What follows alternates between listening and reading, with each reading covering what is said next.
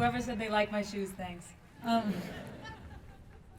Jinya, for those who don't know me, and I'm going to be sharing a poem called Starting to See/Butterflies. My brain makes hyenas out of uncertainties. So 4 years ago, these mountains seemed to be shadows of lonely, longing.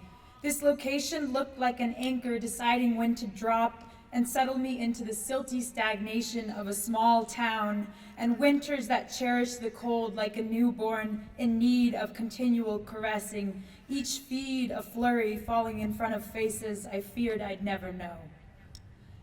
Anxiety addresses change as an alarm in need of acknowledgement, and though I snoozed, skepticism stayed steady. Could I really achieve all that they'd ask of me? Back then, I thought I'd be this, and you knew you'd be that. We clutched the conviction of smart and sacrificed sleep so the pages would be read, and we could go to class and do more than pass, still bound to believe validation was a need. For who were we if not successful students? And for a while, it worked, or rather, we did, until exhaustion became less of a concept and more of a constant, and numbness felt like a friend who kept checking in, because if they weren't there, we might not get an assignment in on time, and what of us then?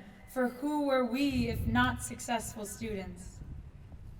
But the semester started stacking like pancakes on a plate, and we realized we were full, but still we stayed and ate, until our stomachs shouted loud enough for our ears to hear. And by then we were so used to silence, we were startled by the sound of ourselves. So we listened. Something had to change, for productivity had never stopped pushing. Criticism was a clingy companion, and what's the use of a degree if it hasn't taught you a better way to be? I decided to switch majors, and